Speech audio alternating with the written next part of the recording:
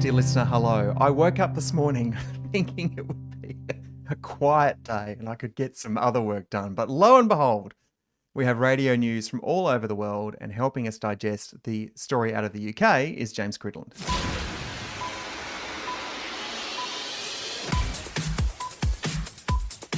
Editor of Radioland and creator of Podnews and editor of Podnews and everything else. Hello, James. Hello, Wade. It's been a week, hasn't it? It's been a week. It feels like it's been a week just today, James. Oh, so Scott Mills, for those that don't know, is Europe's biggest radio presenter on the biggest radio station in Europe, Radio 2. So what do we know at this stage about what's happened to him? Well, we know very little. He on Tuesday, March the 24th, he finished his show saying, "Back tomorrow." Which reminds me of my last show for a radio station I did, where I said, "I'll see you next week, hopefully." And in this particular case, because I think I knew what was going on, but in this particular case, he was very quickly removed from the breakfast show. That's the biggest show on that station in terms of total cume, certainly.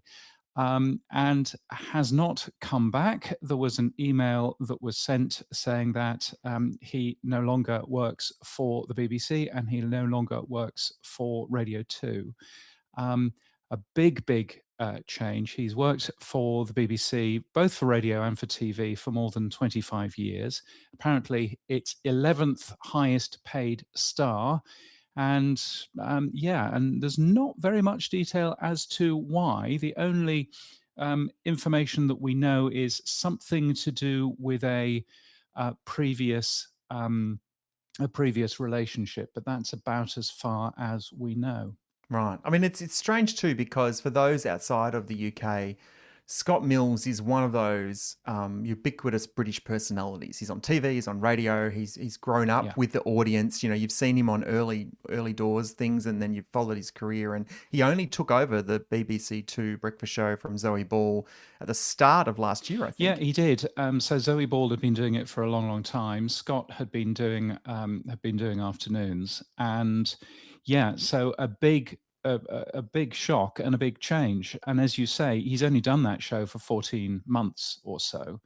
So, I mean, that's a massive thing. The BBC has, of course, had issues with its talent over the last few years. We'll remember Jimmy Savile from way back when. This is nothing like Jimmy Savile, but we'll remember from Jimmy Savile way back when. Hugh Edwards, of course, a very well-known newsreader, well-respected newsreader who had all kinds of issues a couple of years ago. And actually, last week in the UK, there was this big TV dramatization of the whole Hugh Edwards thing. So we know very little about what's happened with Scott Mills here. I mean, it's one of those sort of weird things where there's not very much that we have information or access to, and perhaps the BBC are just a little bit nervous. Just about to get a new director general, a little bit nervous about acting slowly, which they did with Hugh Edwards. And acting slowly, which they did with Jimmy Savile, and perhaps that's one of the things here. But I mean, again, I would stress that we don't know too much about what is going on right now. Of course, the UK has also had Philip Schofield in the last couple of years. He was a very big TV star on ITV, and it was found out that he had a number of inappropriate relationships going on with his staff. The rumor and the gossip is that this is something which was at least 10 years ago, was investigated at the time, and there was no particular issue and no particular concern. But the BBC seemingly has a set of issues here in terms of some of its talent, and presumably they're moving very, very quickly in this particular case just to avoid any concern that they might have.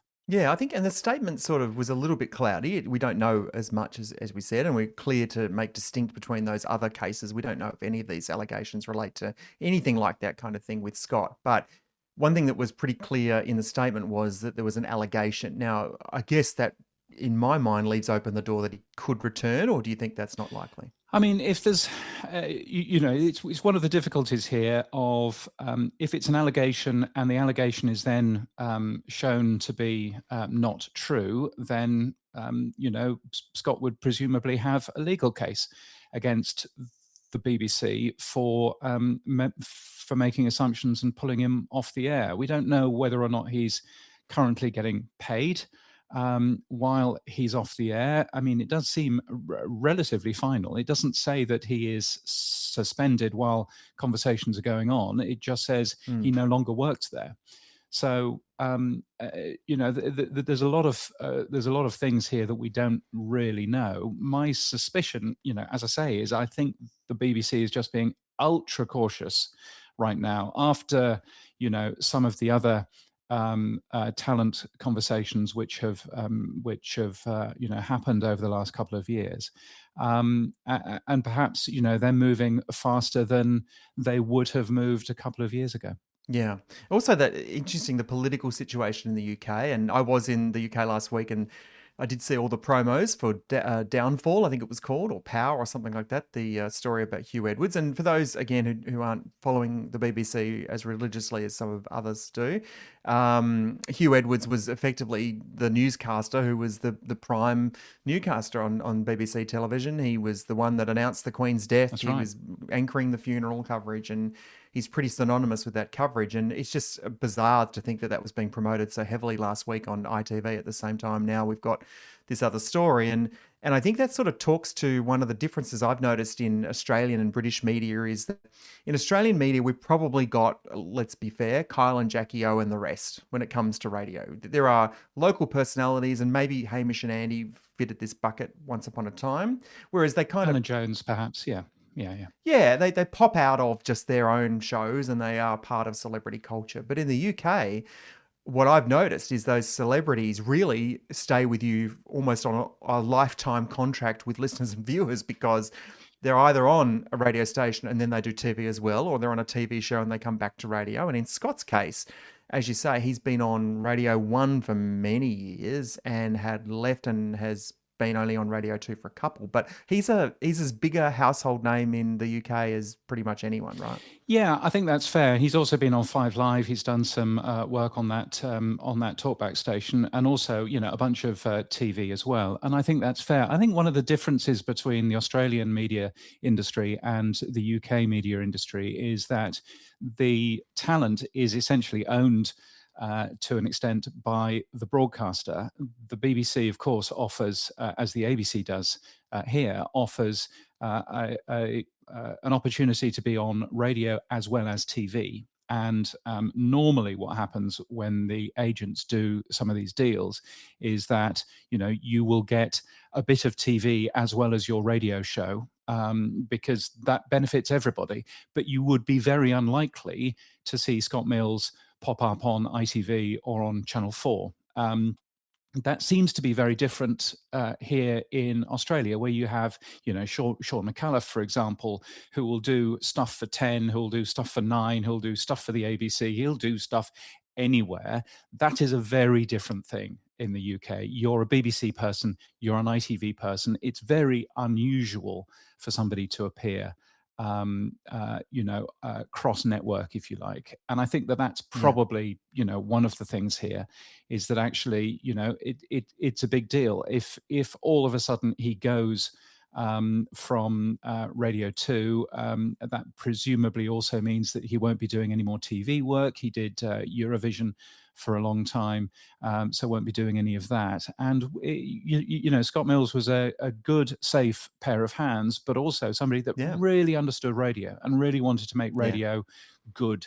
And I think that'll be a big shame and a massive, and a massive thing for the BBC, of course, trying to work out, okay, well, who is going to do that Radio 2 breakfast show next? It's an older audience. It's an audience that needs a little bit of hand holding for a new voice. And all of a sudden, this is a big jolt for them. Yeah, absolutely. Radio 2 is one of those stations too. I listened to it a fair bit when I was in the UK, and I feel like it's not quite the station for everyone, but it's pretty close. It's got music that's probably a little more contemporary than you'd expect for a quote unquote older audience. It's got household personalities, and they really feel like they're your companions as you go through the day. And even Chris Evans obviously was on Radio 2 Breakfast pre Zoe Ball. So that the cavalcade of personalities that come through there are the warm, caring, personalities. They're not the arrogant kind of Kyle Sandilands types. They're not the loudmouths who are going to cause a ruckus. They're probably the most comfortable pair of hands that you could expect. And I guess that's why it's, when I woke up this morning Australian time and saw it, it was such a shock, because if you had have said, complete this sentence, BBC gets rid of presenter over allegations, I don't think I would have had Scott Mills' name in the top 100. No, and I think one of the things going on perhaps in the UK is Hugh Edwards, Philip Schofield, and Scott Mills are all gay, are all very out. Philip Schofield slightly less so, and I think that's well, I should probably say actually Hugh Edwards less so as well. Yes, Scott very much has been very open about that part of his life for a long time now. And so perhaps there is a bit of the tabloid conversations. It wasn't too long ago when The Sun was posting headlines. Only 15, 20 years ago, The Sun was posting headlines of who in the UK government cabinet is gay. And they may not have even used the phrase "is gay." I think that there's probably a little bit of culture there. There's probably a little bit of that bigotry, going on. And it's one of those unfortunate things about the UK, psyche.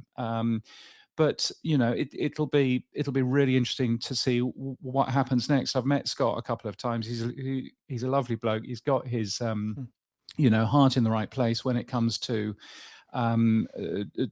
understanding what makes radio tick. And he's always wanted to do that show. And I think after 14 months of doing that show, to be forced off without being able to say goodbye, without being able to say very much. He may be back, of course, as we say, but it's a big shock. So and we shouldn't forget, just like Kyle and Jackie O, there are people that have grown up listening to Scott on the radio, and it'll be a big shock to them as well. Yeah, big shock. Okay, well, thank you for that, James. No doubt we're going to follow some more on that in your Radioland newsletter when it's next out. Radioland.email. That's very good. Thank you. And you've got all the contacts over there. I'll leave you with a quick little anecdote. So when I was flying out of the UK last Thursday, the last thing I watched on TV was BBC News at 10, and it was being presented by Clive. Is it Myrie? Clive Myrie. Yeah. And they ran a story. And this is what I love about the BBC and the ABC is they report on themselves because they're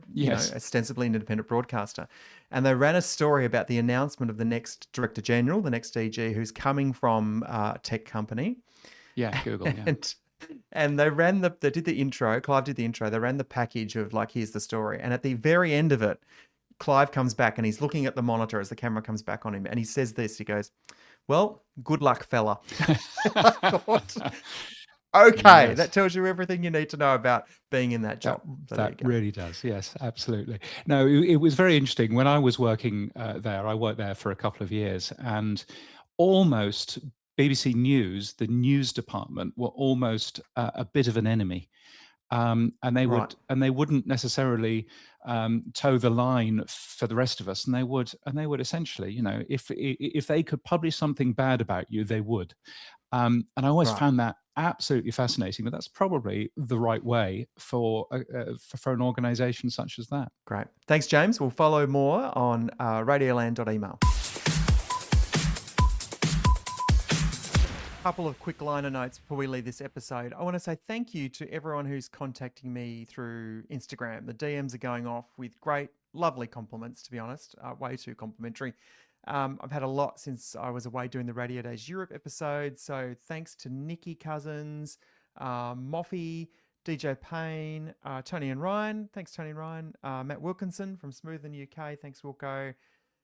Craig and Chels, Trudy Council, I've got lots in there. So thank you, everyone. Pete Clarilli as well. Thank you, everyone, for getting in touch. I will go through some more messages and emails when I get a chance. I'm thinking about doing a weekly episode where I just get a chance to go through all the correspondence because there's been so many of it. So I appreciate it a lot. Also appreciate our show sponsor, which is Audata. You can find them at audata.io. Audata. They really are the operating system for modern media. You can unify your audience, automate your studio, and unlock new revenue. And one of the products I love that Audata do is an event product. So basically, all within the one system, you can have your listeners getting tickets, access the control, analytics, have guest lists. Every touch point can be automated. And they've done over 1,000 events with 100,000 guests. So it's really tried and tested Audata. And I'm really grateful that they're on board. And I'm using Audata as well. So, I kind of figure you've got to use a product if you're going to endorse it. But thank you, Audata, for your sponsorship of the quarter hour. All right, back tomorrow with another episode. More fallout from Scott Mills in the UK. But we're going to have a look at what it means for your breakfast show or your morning show when a host all of a sudden isn't there anymore. Gee, there's been a bit of that lately. See you tomorrow on the quarter hour. Bye.